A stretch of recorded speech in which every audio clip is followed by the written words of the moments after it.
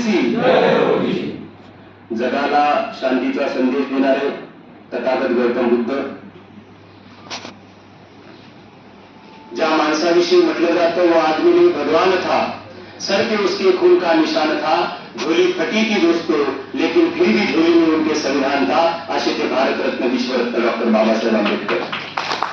15 August 1947 ला देश स्वतंत्र झाल्यानंतर देखील मुंबईच्या आझाद हिंद मैदानावरती एक महात्मा उभा होतो आणि म्हणतो की आझादी झुकी है, देश की जनता भुकी है. या देशातला 64% समाज आजही दारिद्र्य रेषेखाली जगत असेल तर खऱ्या अर्थानं आम्ही स्वातंत्र्य झालो का, असा प्रश्न व्यवस्थेसमोर उपस्थित करणारे साहित्यरत्न लोकशाहींना बोलतात. खऱ्या अर्थानं संत असणारे संत तुकडोजी महाराज, संत गाडगे महाराज, महात्मा ज्योतिराव फुले, सावित्रीबाई फुले या समाजामध्ये ज्या ज्या विचारवंतांनी, समाज सुधारकांनी, मग ते छत्रपती शिवाजी महाराज असतील आणि ज्या ज्या समाज सुधारकांनी, विचारवंतांनी या समाजाला विचार देण्याचं काम केलं, समाज प्रबोधित करण्याचं काम केलं, त्या सर्व थोर पुरुषांच्या विचारांना आणि त्यांच्या कार्याला प्रथमतः अभिवादन करतो. आजच्या राष्ट्रीय ओबीसी महासंघ चंद्रपूर जिल्ह्याद्वारा आयोजित या संविधान दिन व महात्मा फुले स्मृती दिन या कार्यक्रमाच्या निमित्ताने विचारपीठावर उपस्थित आजच्या कार्यक्रमाचे अध्यक्ष सन्माननीय माननीय श्री बबनरावजी फंड साहेब, या कार्यक्रमाचे उद्घाटक सन्माननीय प्रकाशजी देवतडे सर आणि तमाम ओबीसी बांधवांनो, मित्रांनो, काल संविधान दिवस होता. आज व्हीपी सिंग यांचा स्मृती दिन आहे आणि त्यानिमित्ताने मी त्यांना अभिवादन करतो. आणि उद्या महात्मा ज्योतिराव फुले यांचा स्मृती दिन आहे. म्हणजे 3 कार्यक्रमाचा योग आपल्याला आजच्या या कार्यक्रमाच्या निमित्ताने आलेला आहे. मला आयोजकांनी सांगितलं की भारतीय संविधानावर प्रकाश टाकत असताना महात्मा फुलेंवर सुद्धा आपल्याला बोलायचं आहे. त्याच्यामुळे मी महात्मा फुलेंवर सुद्धा बोलण्याचा प्रामाणिक प्रयत्न करेन आणि ते महत्वाचे सुद्धा आहेत. इथं अनेक पाहुणे बोलून गेले आणि बोलत असताना त्यांच्या बोलण्याचा एक जो ओघ होता, कायम एक त्यांच्या बोलण्यातून आपल्याला निदर्शनात आलं आणि ते असं होतं की या देशात 52% ओबीसी समाज असताना 52 लोक कार्यक्रमाला का राहतात असा प्रश्न प्रत्येकाने उपस्थित केला.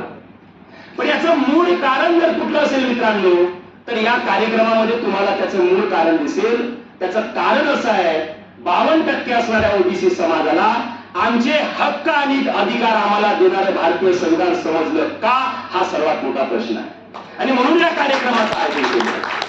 कारण जोपर्यंत या देशातल्या ओबीसी समाजाला, म्हणजे प्रत्येकच समाजाला गरजेचं आहे, पण जोपर्यंत या देशातल्या प्रत्येक माणसाला भारतीय संविधान समजणार नाही तोपर्यंत या देशातला माणूस आपले हक्क अधिकार मागू शकत नाही, त्यासाठी लढू शकत नाही. हे पहिल्यांदा आपण लक्षात घेतलं पाहिजे. कारण आम्हाला कळलं पाहिजे की ओबीसींचं आरक्षण मागायचं आहे तर कुठल्या कलमेच्या आधारावर. ज्या वेळेला आम्ही भारतीय संविधान समजून घेऊ त्यावेळेला आम्हाला कळेल की बाबासाहेब आंबेडकरांनी भारतीय संविधानामध्ये कलम 340 टाकलं आणि त्यामध्ये सांगितलं, बाबासाहेब आंबेडकर ज्या वेळेला संविधान लिहित होते त्यावेळेला बाबासाहेबांनी संविधान सभेत सांगितलं की हमारे देश में शेड्यूल कास्ट है, एसटी बना है, पर हमारे देश में ऐसा भी एक प्रवर्ग है जो ना अति पिछड़ा है और जो ना अति ऊंचा है. ये दोनों के बीच में भी ऐसा एक वर्ग है जिनको भी आरक्षण, जिनको भी सवलत देने की जरूरत है. आणि त्यावेळेला बाबासाहेबांनी त्यांना नाव दिलं अदर बॅकवर्ड क्लासेस आणि सांगितलं की याच्यावरती अभ्यास करा, आयोग नेमा आणि त्या आयोगाने दिलेल्या माहितीनुसार, त्यांच्या पत्रानुसार ओबीसींना जे जे हक्क अधिकार दिले गेले पाहिजे ते द्या आणि ती आयोग नेमण्याची तरतूद भारतीय संविधानाच्या कलम 340 मध्ये बाबासाहेब आंबेडकरांनी टाकली. हे आपण लक्षात घेतलं पाहिजे. आयोग नेमण्यात आले, आयोग नेमले. आता मी तेवढा आतमध्ये जाणार नाही कारण आपल्याजवळ तेवढा वेळही नाही. आणि वेगवेगळे आयोग निघले आणि आपल्यासाठी व्हीपी सिंग का महत्वाचे आहे ओबीसींच्या संदर्भात. दुर्दैव आहे की आम्हाला आमच्या 52% ओबीसी समाजापैकी कदाचित 2% ओबीसी असे असतील की ज्यांना व्हीपी सिंग माहिती आहे. व्हीपी सिंग का महत्वाचे आहे तर भारतामध्ये भारत 1947 ला स्वातंत्र्य होतो. 1950 नंतर म्हणजे 1950च्या नंतर 1990 पर्यंत आमच्या आयोगावरती चर्चा झाली नाही आणि त्या आयोगाच्या शिफारशी मान्य देखील झाल्या नाही. पण व्हीपी सिंग नावाचा माणूस येतो आणि तुम्हाला 90 मध्ये ओबीसीचा आयोग लागू करतो आणि भारताच्या इतिहासात पहिल्यांदा 27% आरक्षण तुम्हाला आम्हाला देतो. ते व्हीपी सिंग आहे, हे पहिल्यांदा आपल्याला हे व्हीपी सिंग आपल्याला महत्वाचे आहे. म्हणून मित्रांनो, व्हीपी सिंग असतील, बाबासाहेब आंबेडकर असतील, महात्मा फुले असतील, या सर्व छत्रपती शाहू महाराज असतील, हे सर्व लोक आपल्यासाठी अत्यंत महत्वाचे आहे, हे आपण लक्षात घेतलं पाहिजे. मित्रांनो, भारतीय संविधानावरती बोलत असताना भारतीय संविधान का महत्वाचं किंवा बोलायचं कसं, चालायचं कसं, आपले हक्क अधिकार मिळवून कसे घ्यायचे, लढायचं कसं, हे सगळं, या सगळ्याचा कायदा म्हणजे जर काही असेल तर ते आहे भारतीय संविधान. कारण भारतीय संविधानाने आम्हाला चालण्याचा अधिकार दिला, भारतीय संविधानाने आम्हाला बोलण्याचा अधिकार दिला, भारतीय संविधानाने आम्हाला अभिव्यक्तीचा अधिकार दिला. आज वृषभराव तिथं येऊन बोलतोय तर तो अधिकार केवळ आणि केवळ भारतीय संविधानाने दिला आणि आज तुम्ही इथं कार्यक्रम घेऊ शकत आहे त्याचाही अधिकार तुम्हाला भारतीय संविधानाने दिला, हे पहिल्यांदा लक्षात घेतलं पाहिजे. आणि म्हणून भारतीय संविधान इतकं का महत्वाचं आहे? मग याच्या आधी माणसाला जगण्याचा अधिकार नव्हता का? याच्या आधी माणसाला बोलण्याचा अधिकार नव्हता का? याच्या आधी माणसाला चालण्याचा अधिकार नव्हता का? तर होता, पण आपण फरक लक्षात घेतला पाहिजे. याच्या आधी जो आपल्याला अधिकार होता बोलण्याचा, तो व्यवस्थेच्या विरोधात बोलण्याचा अधिकार नव्हता. तुम्ही जर ब्रिटिश गव्हर्नमेंटच्या विरोधात बोलत असाल तर तुम्हाला कुठे टाकलं जात होतं? तुरुंगात टाकलं जात होतं. भारतीय संविधान आलं आणि भारतीय संविधानाने तुम्हाला हे सगळे अधिकार दिले. तुमच्यावर जेव्हा जेव्हा तुम्हाला अन्याय अत्याचार होतो असं वाटते तेव्हा तेव्हा तुम्ही सरकारच्या विरोधात जाऊ शकता. आणि डेमोक्रेसीचं मूळ तत्वच हे सांगितलं की आज the question to the power, सत्तेत असणाऱ्या माणसाला प्रश्न विचारण्याचा महत्वाचा अधिकार आणि मतदान करून सत्तेवरती कुणालाही, या देशातल्या चायवाल्याला सुद्धा पंतप्रधान बनवण्याचा अधिकार जर कोणी दिला असेल तर तो केवळ भारतीय संविधानाने दिला, हे पहिल्यांदा लक्षात घेतलं पाहिजे. आणि म्हणून हे भारतीय संविधान होतं म्हणून या देशाची एक आदिवासी महिला देशाच्या राष्ट्रपती पदावर राहू शकते, केवळ भारतीय संविधानामुळे, कारण तो अधिकार भारतीय संविधानाने दिला. हा भारतीय संविधान नावाचा कायदा अस्तित्वात आला आणि म्हणून हे हक्क अधिकार मिळाले. तुम्हाला प्रश्न पडत असतील की ऋषभदादा तुम्ही सांगता पण याच्या आधी पण तर कायदे होते, संविधान यायच्या आधी सुद्धा कायदे होते, त्या कायद्यानुसार देश चालत होता. खरं आहे, होते, पण ती जे सगळे कायदे होते ते कायदे या देशातले किंवा ब्रिटिश काळातले कायदे किंवा ब्रिटिश काळातल्या आधीचे कायदे, हे कायदे वर्ण व्यवस्थेवर आधारित कायदे होते, हे पहिल्यांदा आपण लक्षात घेतले पाहिजे. आता वर्ण व्यवस्था म्हणजे काय? तर या देशात जी वर्ण व्यवस्था होती, ब्राह्मण, क्षत्रिय, वैश्य, शूद्र, या वर्ण व्यवस्थेवर आधारित कायदे होते. आणि ब्राह्मणांनी काय करायचं, क्षत्रियांनी काय करायचं, शूद्रांनी काय करायचं, वैश्यांनी काय करायचं, हे सगळं ठरवून दिलेलं होतं. या देशातल्या स्त्रियांना हक्क अधिकार त्या कायद्यांमध्ये नव्हता, या देशातल्या अस्पृश्यांना त्या कायद्यांमध्ये अधिकार नव्हता. आणि म्हणून वर्ण व्यवस्थेवर आधारित ते कायदे होते. आणि त्या कायद्यामध्ये काय व्हायचं, समजा एखादी गुन्हा खालच्या जातीच्या माणसाने केला तर त्याला कायद्याने शिक्षा व्हायची, पण तोच गुन्हा जर एखाद्या उच्च जातीतल्या माणसाने केला किंवा पाटील पांड्याने केला तर त्याला फक्त दंड भरून सुटका दिली जायची. अशा पद्धतीचे कायदे त्या काळामध्ये होते. मग भारतीय संविधान अस्तित्वात आलं मित्रांनो. आणि आता भारतीय संविधानाने काय केलं, माझ्यासारखा सर्वसामान्य 25 वर्षाचा पोरगा ऋषभराव एखादी गुन्हा करत असेल आणि समजा आमचे, तुम्हाला सर्वांना माहिती आहे, जिल्हा परिषदचे माजी अध्यक्ष मोठे व्यक्ती आहेत, त्यांनी सुद्धा तोच सारखा, मी फक्त उदाहरणासाठी सांगते तुम्हाला समजावं म्हणून, त्यांनी सुद्धा तोच सारखा गुन्हा केला असेल तरी मला होणारी शिक्षा आणि त्यांना होणारी शिक्षा ही सारखी आहे. हे भारतीय संविधानाचं वैशिष्ट्य आहे, हे आपण लक्षात घेतलं पाहिजे. म्हणजे गुन्हा कोणीही करो, तो खासदार असो, मंत्री असो, आमदार असो की मग एखादी भिकारी असो, त्याला समान कायदा आहे. आणि म्हणून सर्वसामान्य माणसाला माणुसकीने जगण्याचा अधिकार जर कोणी दिला असेल तर तो कोणी दिला, भारतीय संविधानाने दिला. आणि हे बेसिक फरक पूर्वीच्या कायद्यांमध्ये आणि भारतीय संविधानामध्ये आहे, हे आपण पहिल्यांदा लक्षात घेतलं पाहिजे. मी बोलत असताना तुम्हाला बोलता बोलता बोललो की मला सर्वांचा बोलत असताना एकच सूर होता की लोक का गोळा होत नाही, तर त्याचं कारण असं आहे की आम्हाला भारतीय संविधान समजलेलं नाही. का समजलं नाही? कारण आमच्या डोक्यात पेरल्याच तसं गेलं की भारतीय संविधान, प्रामुख्याने काही गोष्टी आमच्या डोक्यात पेरल्या गेल्या की भारतीय संविधान हे बाबासाहेब आंबेडकरांनी लिहिलेलं आहे, खरं आहे, नो डाऊट. याच्या पुढे जाऊन ते बोलले, म्हणजे ज्यांनी पेरलं ते याच्या पलीकडे जाऊन ते बोलले की भारतीय संविधान हे बाबासाहेब आंबेडकरांनी लिहिलेलं आहे. बाबासाहेब आंबेडकरांचा लढा हा एससी समाजासाठी आहे आणि म्हणून त्यांनी लिहिलेलं संविधान सुद्धा एससी समाजासाठी आहे. अशा प्रकारचा गैरसमज आमच्या ओबीसी समाजामध्ये पसरवला गेला.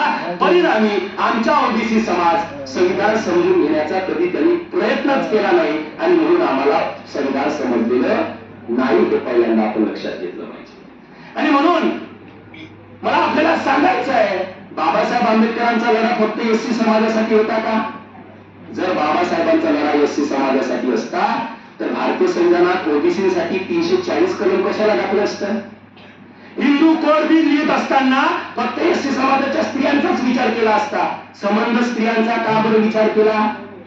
बाबासाहेबांचा लढा हा कुठल्या एका विशिष्ट जाती धर्मासाठी नव्हता, तर तो लढा या देशातल्या प्रत्येक घटकासाठी, जो जो वंचित वाटतो, जो जो दुर्लक्षित घटक वाटतो, त्या घटकाला मुख्य प्रवाहामध्ये आणण्याचा त्यांचा लढा होता. आणि म्हणून आपण लक्षात घेतलं पाहिजे, त्यांचा लढा जर सर्वांसाठी असेल तर त्यांनी लिहिलेलं संविधान सुद्धा हे सर्वांसाठी आहे. हे पहिल्यांदा आपण लक्षात घेतलं पाहिजे. बाबासाहेब आंबेडकरांनी ज्या वेळेला संविधान लिहिलं आणि संविधान सभेमध्ये ज्या वेळेला त्याच्यावरती चर्चा सुरू होती, आता संविधानाची सुरुवात कशी करायची याच्यावर चर्चा झाली. आणि मग वेगवेगळ्या जाती धर्माचे प्रतिनिधी पुढे यायचे आणि म्हणायचे की हे राम श्रीरामापासून करा. मग बाबासाहेब आंबेडकरांनी त्यालाही नकार दिला. कारण हिंदू समाजाचे लोक म्हणायचे की आमचं दैवत आहे श्रीराम, श्रीकृष्ण, विष्णू यांच्या नावाने करा. बाबासाहेबांनी सांगितलं की भारतीय संविधान या देशातल्या फक्त हिंदू समाजासाठीच नाही, आणि असं जर केलं तर फक्त ते या देशातल्या हिंदू समाजापुरतं मर्यादित होईल, म्हणून आपण हे नाव यांनी सुरुवात करू शकत नाही. दुसऱ्या प्रवर्गातले लोक ते बोलले, ख्रिश्चन धर्माच्या लोकांनी सुचवलं की आमच्या गॉडचं नाव द्या. तिसऱ्या धर्माच्या लोकांनी सुचवलं की आमच्या अल्लाच्या नावाने सुरुवात करा. वेगवेगळ्या धर्माच्या लोकांनी आपापल्या धर्माचे प्रतीक, आपापले देव, आपापले श्रद्धास्थानांनी सुरुवात करावं असं सांगितलं. पण बाबासाहेबांनी मात्र असं केलं नाही. आणि बाबासाहेबांनी त्यावेळेला सांगितलं की हे संविधान फक्त एका जाती धर्मापुरतं मर्यादित नाही, तर हे संविधान या देशातल्या प्रत्येक घटकासाठी लिहिलेलं हे संविधान आहे. आणि म्हणून बाबासाहेबांनी भारतीय संविधानाची सुरुवात कशी केली? प्रस्तावनेची, आम्ही भारताचे लोक, आम्ही भारताचे लोक, म्हणजे आम्ही सगळे पहिल्यांदा काय भारतीय. आता तुम्हाला प्रश्न पडत असतील, हा सांगत आहे की आम्ही भारताचे लोक, आम्ही पहिल्यांदा भारतीय, कुठल्या जातीचं संविधान नाही, कुठल्या धर्माचं संविधान नाही, जातीभेद केला नाही पाहिजे, तू तर मोठा ओबीसी आरक्षण करतो. पण मुद्दा असा आहे मित्रांनो, ओबीसी आरक्षण हे संविधानाने दिला गेलेला हक्क आणि अधिकार आहे. आणि संविधानात जे जे हक्क अधिकार आपल्याला दिले त्यासाठी लढणं म्हणजे कुठला जातीवाद नाही, हे पहिल्यांदा आपण लक्षात घेतलं पाहिजे. हे आपण लक्षात घेतलं पाहिजे. आणि मग हेच आपल्याला सांगता येत नाही, हेच आपण इतरांनी केलेल्या टीकेला उत्तर देता येत नाही आणि इथं आपण बसतो. हे पहिल्यांदा आपण खऱ्या अर्थानं लक्षात घेतलं पाहिजे. आणि म्हणून मित्रांनो, बाबासाहेबांना आम्ही भारताचे लोक, म्हणजे मी भारतात प्रथमतः भारतीय आहे आणि अंततः भारतीय आहे, अशा पद्धतीची सुरुवात त्या भारतीय संविधानाला दिली. आणि त्यामध्ये प्रामुख्याने काही गोष्टी टाकल्या. आपण प्रस्तावना आपल्याला माहिती आहे, लहानपणीपासून आपण वाचत आलेलो की आम्ही भारताचे लोक, भारताचे सार्वभौम समाजवादी धर्मनिरपेक्ष लोकशाही, म्हणजे या भारतीय संविधानाचा जर मूळ अभ्यास जर आपल्याला करायचा असेल तर त्याची प्रस्तावना जरी आपण समजून घेतली तर आपल्याला भारतीय संविधान काय आहे हे आपल्याला लक्षात येईल. मी का असं म्हणतोय? कारण भारतीय संविधानाचा आत्मा ही संविधानाची प्रास्ताविका आहे. ते मी म्हणत नाही, की बाबासाहेबांनी सांगितलं आणि मोठमोठ्या अभ्यासू तत्वज्ञानांनी सांगितलेलं आहे. आणि त्या प्रस्तावनेत सुरुवातीलाच सांगितलंय की काय असेल स्त्रोत याचा, तर स्त्रोत या देशातली जनता असेल, हे पहिलं तत्व त्यांनी सांगितलं. दुसरी गोष्ट सांगितली की राज्य चालवत असताना इथं प्रमुख कोण असेल? इथं जनताच असेल, कारण त्यांना कसा असेल तर निवडणुकीचा अधिकार कोणाला दिला? लोकांना दिला. म्हणजे पुढच्या वेळेस पंतप्रधान नरेंद्र मोदींना बनवायचं की राहुल गांधींना बनवायचं हे कोणाच्या हातात आहे? तुमच्या हातात आहे. आमदार खासदारांच्या हातात आहे, ते खासदारांच्या हातात आहे. अप्रत्यक्ष लोकशाही आपल्या भारतामध्ये आहे, परंतु त्यांना निवडून देण्याचं काम कोण करतो? आपण करतो, जनता करते. आणि हा अधिकार बाबासाहेबांनी दिला, मतदानाचा अधिकार आपल्याला बाबासाहेबांनी दिला. आणि म्हणून या महत्वाच्या गोष्टी त्या सांगितल्या आणि प्रस्तावनेत सांगितलं काय? आम्ही भारताचे लोक समाज म्हणजे काही महत्वाचे तत्व आपण लक्षात घ्या. समाजवादी, धर्मनिरपेक्ष, लोकशाही आणि गणराज्य, 4 आणि सार्वभौमत्व असे 5 तत्व प्रामुख्याने पहिल्या टप्प्यात सांगितले. म्हणजे हा देश कसा असेल तर सार्वभौम असेल, कसा असेल तर समाजवादी असेल. इथं फक्त एका भांडवलदाराचं वर्चस्व राहणार नाही. समाजवाद असेल भारतात, कसा असेल तर मार्क्सवाद आणि गांधीवादाला धरून चालणारा समाजवाद या देशामध्ये असेल. हे समाजवादाचं तत्व दिलं, धर्मनिरपेक्षतेचं तत्व दिलं. आणि भारतीय संविधानाच्या कलम 25 पर्यंत 18 ते 25 काय दिलं? धर्मनिरपेक्षतेचं तत्व संविधानात तरतूद केली. काय? आपण सगळे कसे आहोत? धर्मनिरपेक्ष आहोत. कसे आहोत? धर्मनिरपेक्ष म्हणजे प्रत्येकाला स्वतःच्या धर्माचा प्रचार प्रसार करण्याचा अधिकार दिला. प्रत्येकाला अधिकार दिला. तुम्हाला ज्याच्यावर श्रद्धा आहे त्याला तुम्ही माना, पण दुसऱ्याच्या भावना दुखावल्या जाता कामा नये. धर्मनिरपेक्षतेचं तत्व दिलं, गणराज्य दिलं, स्वतंत्र दिलं. आणि मित्रांनो, गणराज्य म्हणजे काय हो? आता आपल्याला गणराज्य म्हणजेच कळत नाही. काय आहे हे गणराज्य? खऱ्या अर्थानं म्हणजे गणराज्य दिवस आपण कुठल्या दिवशी साजरा करतो माहिती आहे का तुम्हाला? सांगा थोडा. 26 जानेवारी, बरोबर आहे. मग गणराज्य का म्हटलंय? 15 ऑगस्ट 1947 ला भारत स्वतंत्र झाला, परंतु परकीयांच्या गुलामगिरीतून तो स्वतंत्र झाला. पण 26 जानेवारी 1949 ला या देशाचं संविधान लागू झालं आणि खऱ्या अर्थानं आपल्या भारतातली सत्ता लोकांच्या हातात आली. आणि म्हणून खरा भारत स्वतंत्र कधी झाला? 26 जानेवारीला झाला. म्हणून त्याला गणराज्य म्हटलं जाते. गणराज्याचे काही प्रमुख अर्थ निघतात. पहिला, आता तुम्ही स्वतंत्र झाले. स्वतंत्र झाले म्हणजे कसे झाले? दुसरा, आता तुमच्या देशात लोकशाही अस्तित्वात आली. तुम्ही लोक निवडून देणार आहात. कोणाला ठेवायचं, कोणाला पाडायचं तुमच्या हातात आहे. हे सगळे अधिकार सगळे कोणी दिले? भारतीय संविधानाने दिले. मी तर नेहमी म्हणतो, मला कोणी प्रश्न विचारतात, या देशात जर भारतीय संविधान नसतं तर बायबल, कुराण, गीता याच्यामध्ये कधीचीच भांडणं लागली असते आणि दंगली भडकल्या असत्या. आज बायबल, कुराण, गीता हे सगळे जर सेफ असतील तर याचं एकमेव श्रेय जर कोणतं असेल तर ते भारतीय संविधान आहे. हे आपण लक्षात घेतलं पाहिजे. कारण भारतीय संविधान आहे म्हणून आपापल्या धर्माचा प्रचार प्रसार करण्याचा अधिकार प्रत्येकाला आहे. नाही तर काय झालं असतं? जे पूर्वी होत होतं तेच झालं असतं. मुसलमान आले असते, त्यांनी राज्य केलं असतं. हिंदू आले असते, त्यांनी राज्य केलं असतं. पुन्हा कुठे आले असते, टाटो राज्य करो, असंच काहीतरी असतं. पण हे भारतीय संविधानाचं वैशिष्ट्य आहे की या देशातल्या अल्पसंख्याक शीख असणारे कोण? मनमोहन सिंग सुद्धा या देशाचे पंतप्रधान बनू शकतात. एकदा नाही, तब्बल 2दा बनू शकतात. हे भारतीय संविधानाचं वैशिष्ट्य आहे. हे आपण लक्षात घेतलं पाहिजे. हे संविधानाने दिलं. उद्या या तुमच्या चंद्रपूर मधला सुद्धा एखादा माणूस म्हणजे ज्याला तुम्ही कदाचित ओळखतही नसेल आणि तो येणाऱ्या भविष्यामध्ये आपली राजकीय वाटचाल चांगली करून, कामं करून, समाजकारण करून, लोकांच्या समोर लोकांचे प्रश्न समोर मांडून तो सुद्धा या देशाचं नेतृत्व करू शकते. कशामुळे? केवळ भारतीय संविधानामुळे. हे आपण लक्षात घेतलं पाहिजे. हे भारतीय संविधानाचं वैशिष्ट्य आहे. आणि याच भारतीय संविधानामध्ये पुढेही सांगितलं, आम्हाला माहितच नाही हो, आम्ही संविधानाचा अभ्यास किंवा आम्ही स्वतः तर करत नाही. आम्ही केव्हा फक्त संविधान आम्हाला महत्वाचं वाटते किंवा आम्ही संविधान समजून घेण्याचा प्रयत्न करतो वकिलाकडून. जेव्हा आमचं एखादी मॅटर कोर्टात गेलं तेव्हा आम्हाला समजत नाही. आता माझ्या नवऱ्यासोबत माझा दिवस झाला, दिवस वाचाय त्यानं मला ठेवलं नाही. आता पोरगी कशी मानू? सांगा वकील साहेब, कोणती कलम, कोणता कायदा? तेव्हा आम्हाला भारतीय संविधानाची आठवण येते. आम्हाला आमच्या बापानं जमीन दिली नाही, भाऊ घेऊन पळाला, आता काय करायचं, बाप मेला. मग आठवण येते, चला कोर्टात, तिथं मग कायदा दाखवावा लागतो, तेव्हा आम्हाला आठवण येते भारतीय संविधानाची.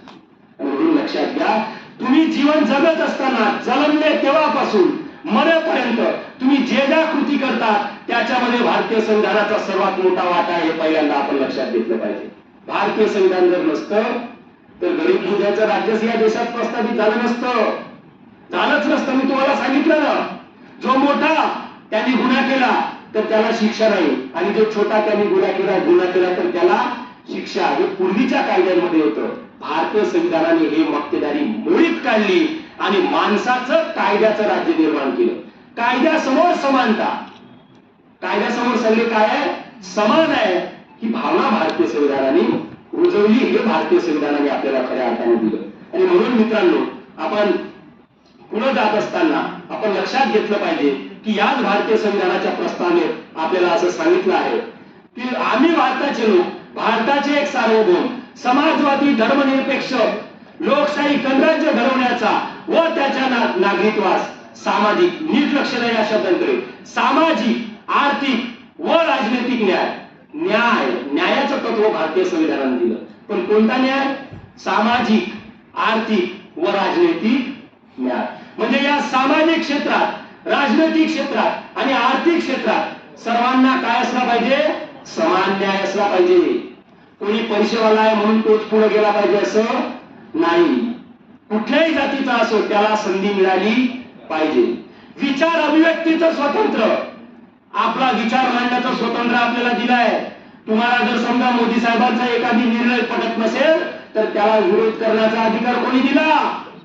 भारतीय संविधानाने दिला. तुम्हाला जर समजा एखाद्या आपल्या मुख्यमंत्र्याचा निर्णय पटत नसेल तर त्याच्या विरोधात आवाज उठवण्याचा अधिकार कोणी दिला? भारतीय संविधानाने दिला. हे तत्व दिलं. अभिव्यक्ती व विचारात स्वातंत्र्य, म्हणजे आपण बोलू शकतो एखाद्याच्या विरोधात, पण कसं बोलल्याने जमते का? असं बोलावं की कुणाच्या भावना दुखावल्या जाता कामा नये.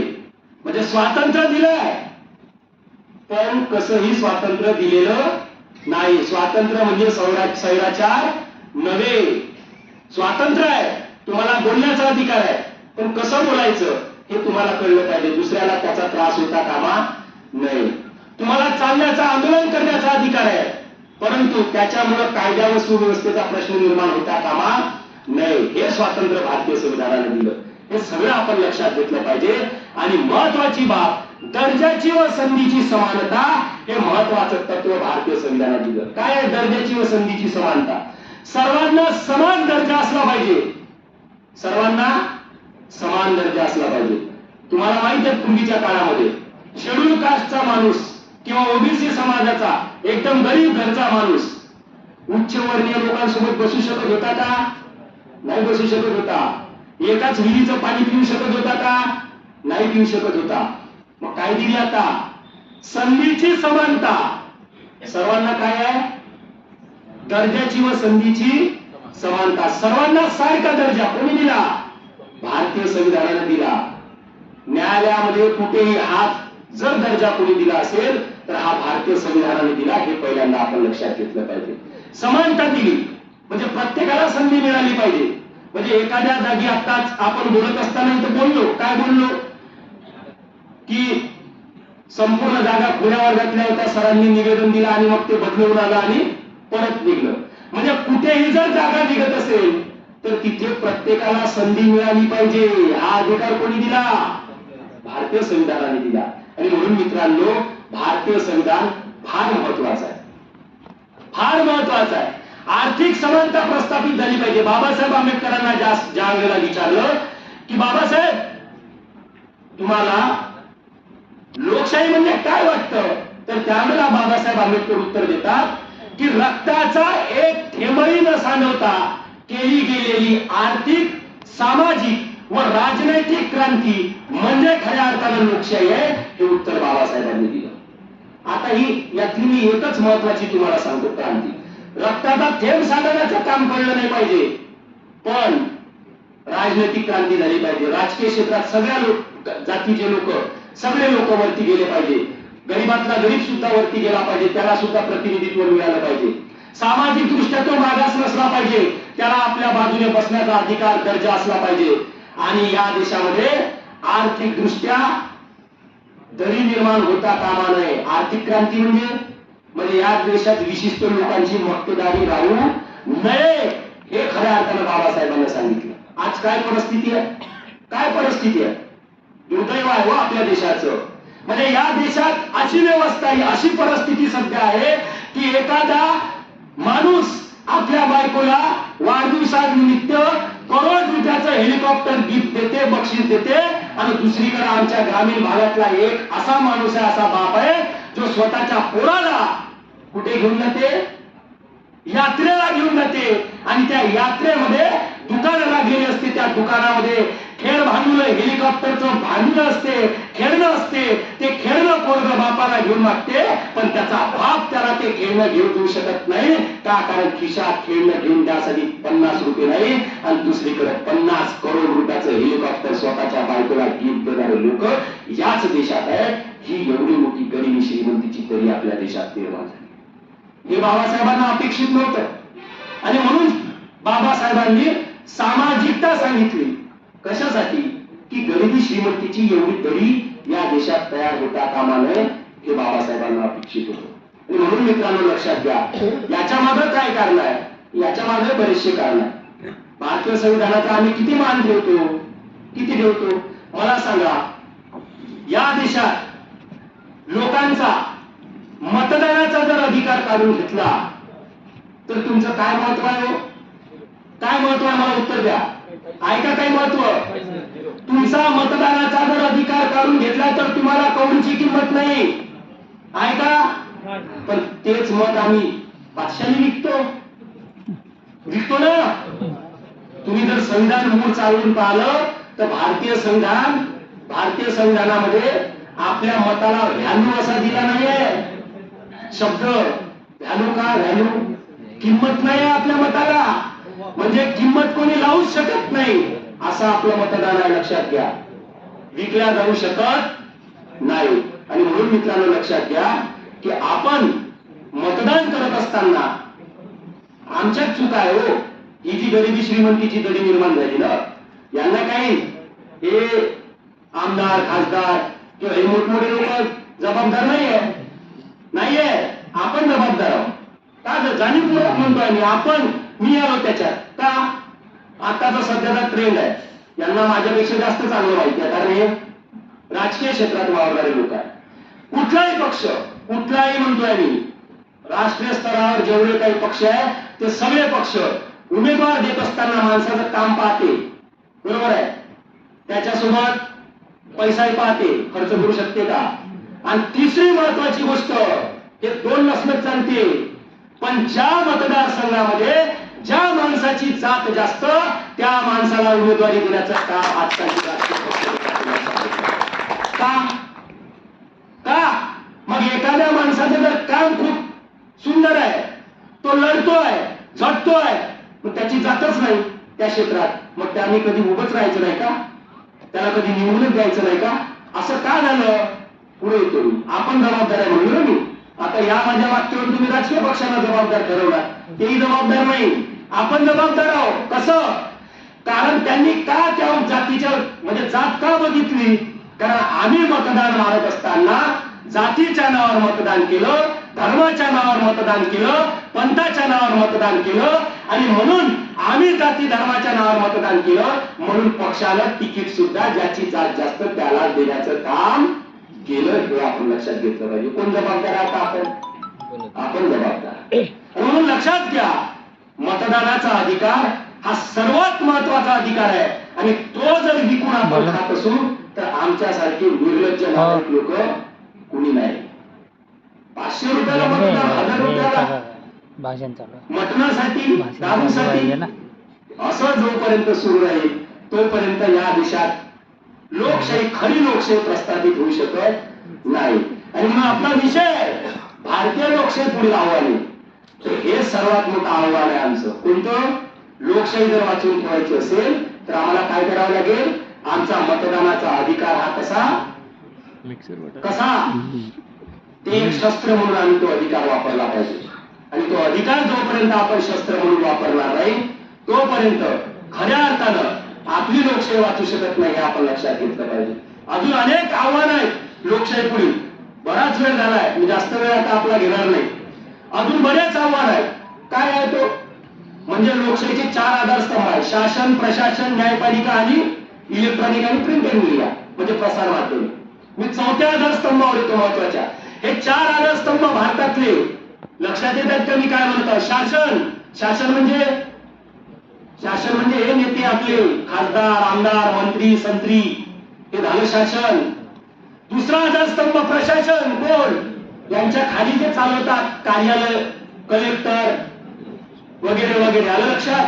तिसरा आधारस्तंभ न्यायपालिका. कोण? न्यायपालिका, या देशातलं न्यायालय. आणि 4था आधारस्तंभ कोण आहे? मीडिया. प्रसार माध्यमे म्हणजे तुम्ही जे वाचता वृत्तपत्र, तुम्ही जे रोज बातम्यांमध्ये ऐकता. हे 4 आधारस्तंभ जर सेफ राहिले, प्रबळ राहिले, स्ट्रॉंग राहिले तर आपले हक्क अधिकार कोणी छीनू शकत नाही, आपल्यावर कोणी वार करू शकत नाही आणि आपली लोकशाही आणि संविधान संपू शकत नाही. हे पहिली बाब आपण लक्षात घेतली पाहिजे. पण आताचं प्रसार माध्यमांचं कसं आहे? त्यांना काय म्हणजे विकले म्हणण्यापेक्षा तेवढं भाग सोडा. ज्याची सत्ता आली, ज्याचं सरकार आलं त्याच्याकडून ते बोलतेच. पण त्यांना आता मला सांगा, एकनाथ शिंदे आपल्या महाराष्ट्राचे सन्माननीय मुख्यमंत्री तिकडे गुवाहाटीला गेले, ते बिचारे त्यांचा नवस खेळायला गेले. तिथं काय नाही तुम्हाला जायची गरज होती? अरे आमच्या देशामध्ये लोकांच्या लय समस्या होत्या, दाखवल्या का? नाही. म्हणजे आमच्या देशातल्या प्रसार माध्यमांना सून सासऱ्यासोबत पळाली, सासू जावयासोबत पळाली हे दाखवण्यासाठी वेळ आहे. अरे पण माझा बाप रोज फाटकी बनार घालून शेतामध्ये काम करते आणि त्याचं पीक कवडी मोलाच्या भावानं विकल्या जाते, त्याच्यावरती कशी लोकशाही टिकणार आहे? आणि लक्षात घ्या, बायकॉट नावाचा आपल्याला इतक्या समोर समजणार नाही, पण बायकॉट हॅशटॅग अशी मोहीम आता चालत असते. प्रसार माध्यम, सोशल मीडिया फार महत्वाचं माध्यम आहे. असे चॅनलच बघणं बंद करावं जे फालतूचा कचरा दाखवते. त्यांची टीआरपी खाली गेली की बरोबर येते कास्ताकाराची बातम्या दाखवायला. म्हणून आपण लक्षात घ्या, हेही तेवढंच महत्वाचं आहे. या देशातल्या न्याय व्यवस्थेवर सुद्धा आता प्रश्नचिन्ह उपस्थित व्हायला लागले.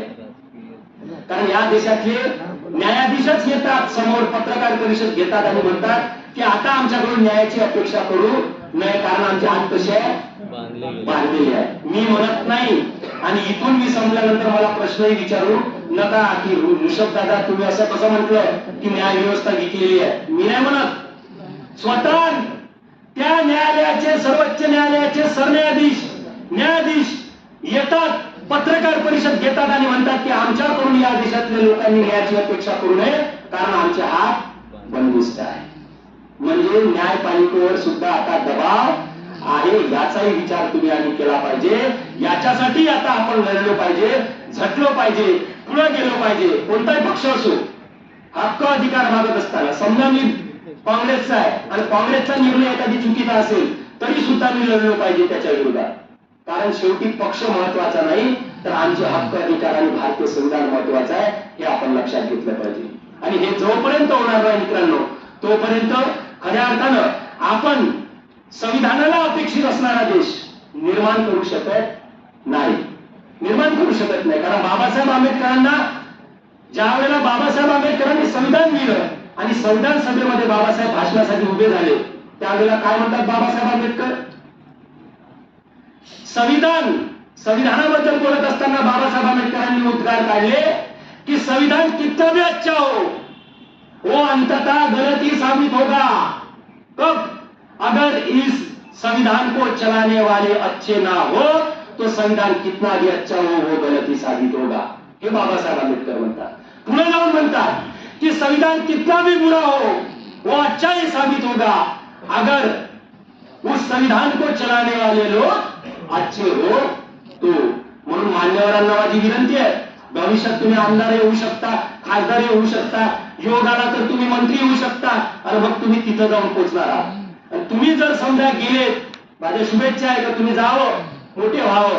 गेले तर तुम्ही बाबासाहेबांचं हे वाक्य लक्षात ठेवा भाऊ की संविधानाला चालवणारे तुम्ही लोक हे चांगले असले पाहिजे आणि संविधानाची चांगली अंमलबजावणी केली पाहिजे हे आपण खऱ्या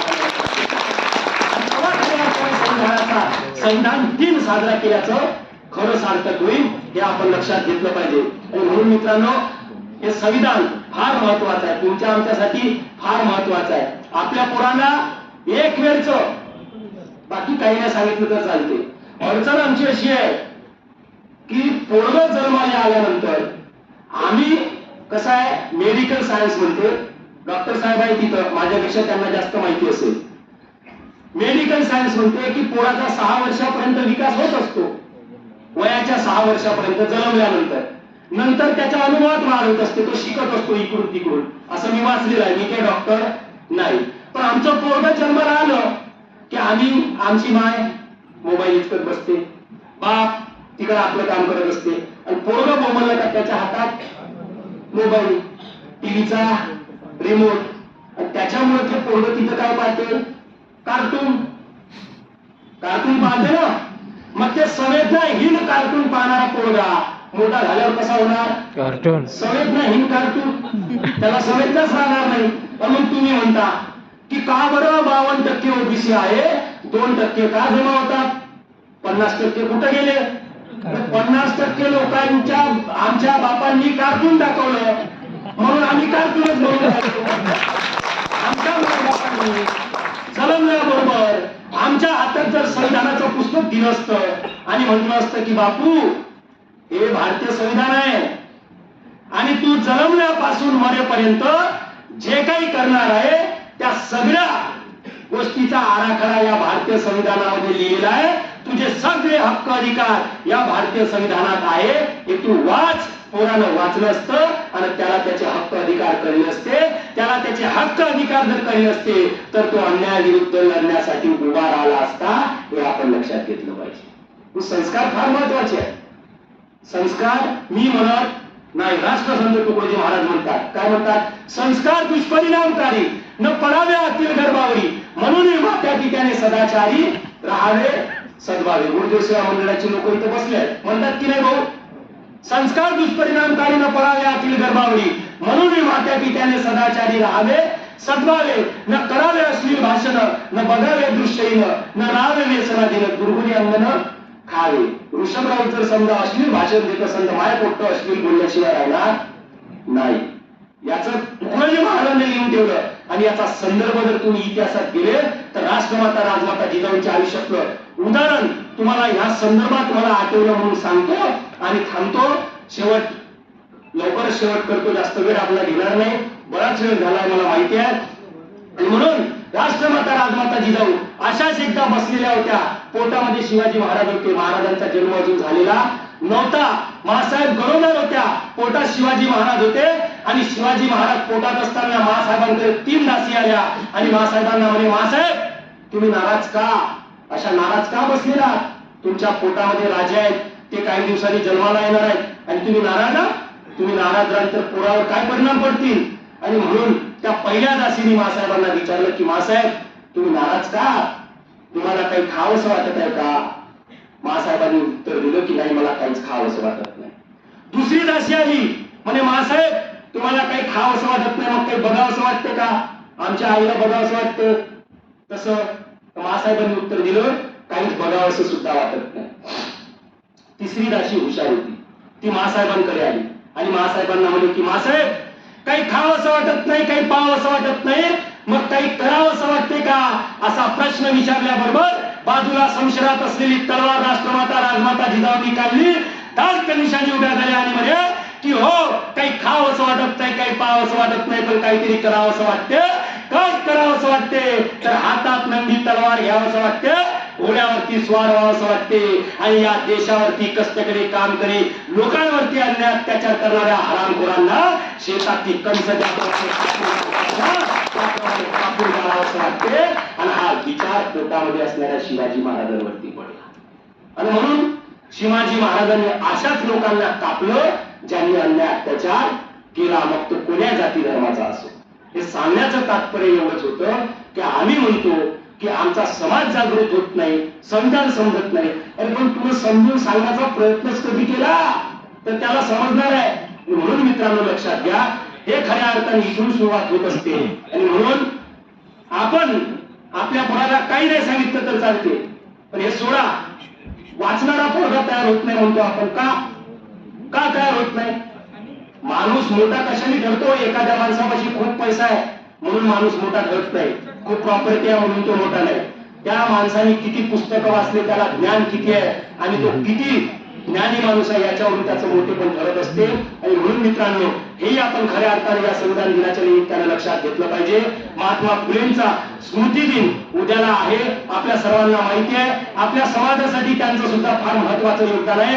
कारण बाबासाहेब आंबेडकरांनी संविधानामध्ये ज्या गोष्टी टाकल्या, त्या बऱ्याच गोष्टींची मागणी महात्मा ज्योतिराव फुलेंनी आधीच केली होती.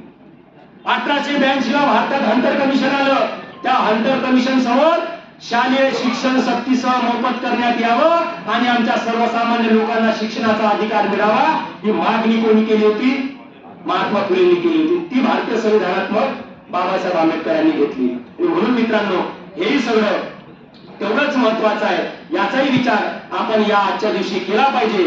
शेवट जाताना आणि विचारपीठाची रजा घेताना फक्त मी एवढंच म्हणेल की महात्मा फुले, शाहू, आंबेडकर, जे कोणी शिवाजी महाराज, जे समाज सुधारक झाले, यांनी कायम आपल्यासाठी हे झटलेले आहेत, कायम झटलेले आहेत.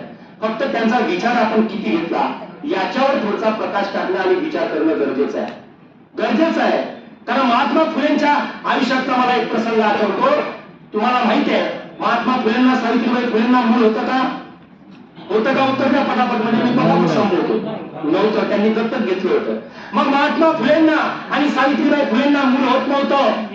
त्यावेळेला काही लोक त्यावेळेला त्यांच्याकडे आले आणि त्यांचे वडील सुद्धा त्यांच्याकडे आले आणि महात्मा फुलेंना म्हणे की फुले, गोविंदराव, महात्मा फुलेंना काय म्हणे, तुम्हाला मूल होत नाही, सावित्रीमध्ये दोष आहे, तुम्ही दुसरं लगीन करा, संतान आणा, तुम्हाला मुलगा होईल. कोणी म्हटलं?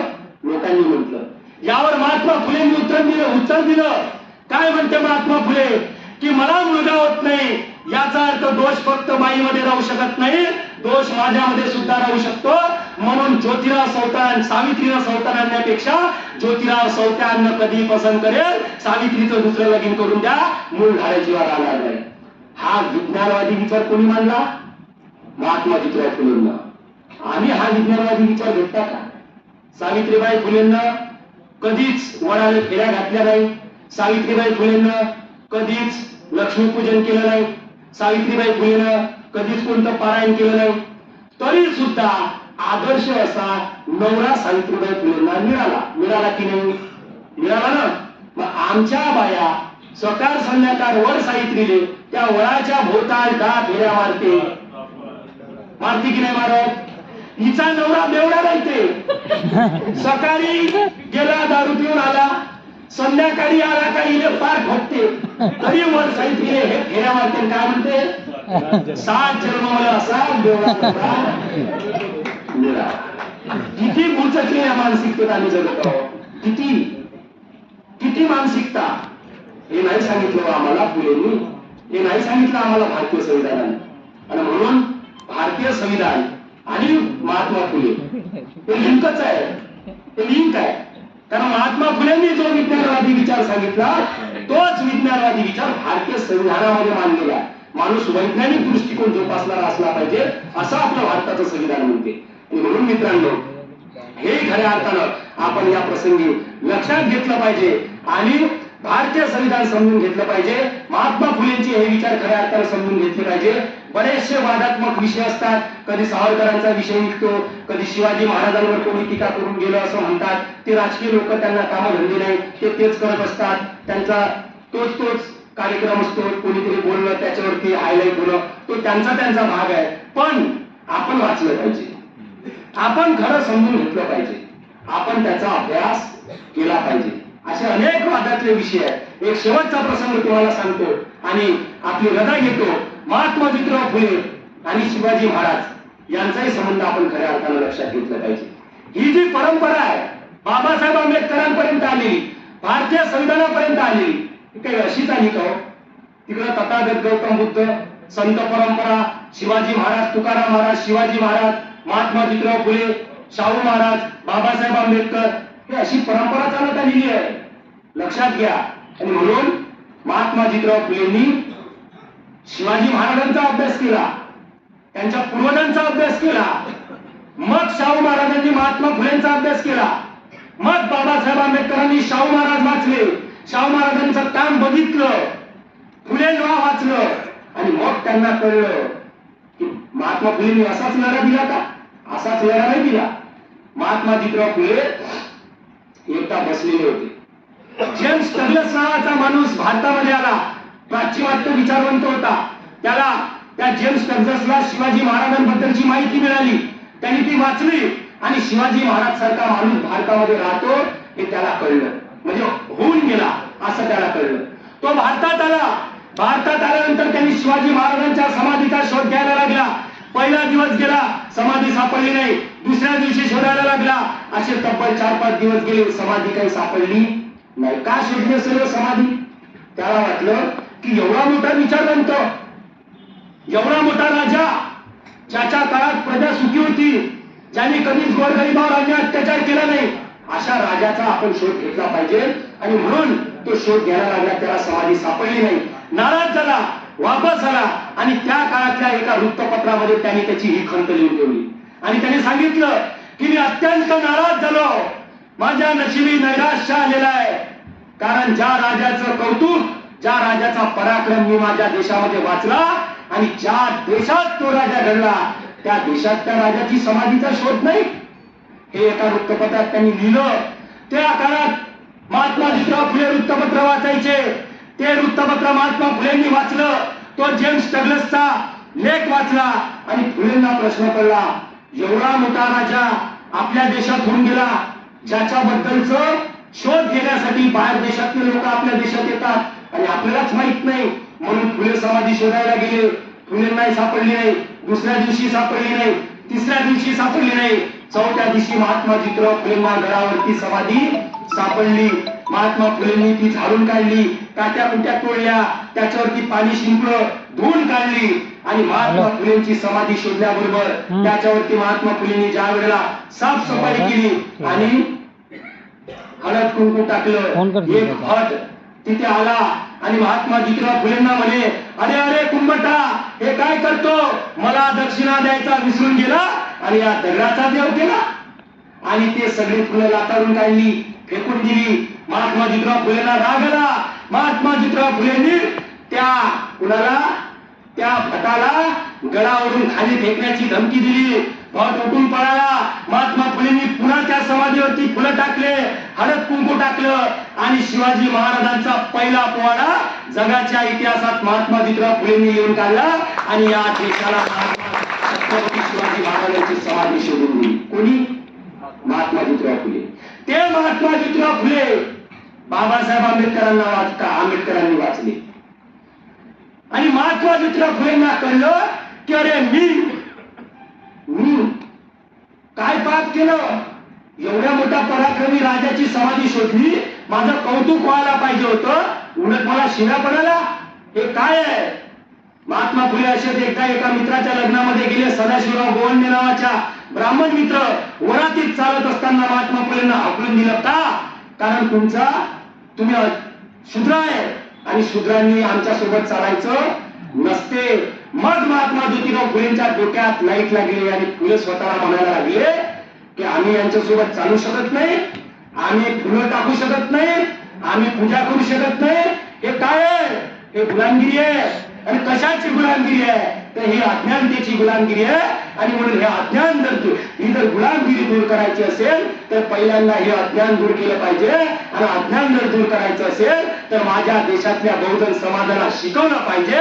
आणि म्हणून 1848 ला पहिली शाळा महात्मा ज्योतिराव फुलेंना काढली आणि या देशातल्या सर्वसामान्य गरीब स्त्रियांना शिक्षणाचा अधिकार मिळवून दिला. आज ह्या काकू इथं बसून आहे त्याचं कारण आणि फक्त महात्मा ज्योतिराव फुले आणि सावित्रीबाई फुले आहे, हे आपण लक्षात घेतलं पाहिजे. हे सगळं काम या लोकांचं आहे. हे महात्मा फुले बाबासाहेब आंबेडकरांनी वाचले. हे महात्मा फुले शूद्रपूर्वी कोण होते, हू वेअर शूद्राज नावाचं पुस्तक लिहिलं. कुठून प्रेरणा कुठून मिळाली? महात्मा ज्योतिराव फुले. आणि हे सगळं एकामेकाला लिंक आहे मित्रांनो. या अनुषंगानं आपल्याला हे सगळं लक्षात घ्यायचं आहे. आणि म्हणून आपण सर्वांनी भारतीय संविधान, बाबासाहेब आंबेडकर हे सगळे समजून घ्यावं. या दिनाच्या निमित्तानं मी एवढीच आपल्या सर्वांना विनंती करतो. आणि शेवट जाताना एवढंच सांगतो की आपण एक काळजी जाणीवपूर्वक घ्या, जाणीवपूर्वक एक काळजी घ्या की आम्ही फक्त आता प्रश्न उपस्थित करण्यापुरते मर्यादित नाही राहिलो पाहिजे. आमचंही काहीतरी कर्तव्य आहे. आम्ही आमच्या पोरांना तयार केलं पाहिजे, आम्ही आमच्या पोरांना तयार केलं पाहिजे. मी इथं बोलू शकतो, त्याचं कारण काय तर मी वाचलं म्हणून मी बोलू शकतो. मी का वाचलं? माझ्या अंगात देव आला की एखादी देवी आली वाचले ऋषभ? नाही. माझ्या गावामध्ये गुरुदेव सेवा मंडळाची प्रार्थना होते, त्याच्यात मी ग्रामगीता वाचायला लागलो. मला समजायला लागलं की हे विचित्र चित्र आहे, महाराजांनी लिहून दिलं आहे. मग वेगवेगळे सोर्स आणि वाचनातून माणसाच्या मेंदूचा विकास होत असते आणि माणूस विचार करायला लागतो. म्हणून पहिल्यांदा आपण वाचलं पाहिजे. म्हणून म्हटलं जाते की वाचाल तर वाचाल, नाही तर मेल्याशिवाय राहणार नाही. म्हणून वाचा. तुम्ही म्हातारे झालं असाल, तुम्हाला वाटत असेल की आता काय आपले 10, 12, 15, 20 वर्षांना हाडे कोण जमा होणार आहे. पोरांना वाचायला सांगा, त्यांच्यावरती ते संस्कार टाका. आणि जोपर्यंत हे तुम्ही करणार नाही तोपर्यंत संविधान लोकशाही टिकून राहू शकत नाही. हे खऱ्या अर्थानं आपण लक्षात घेतलं पाहिजे.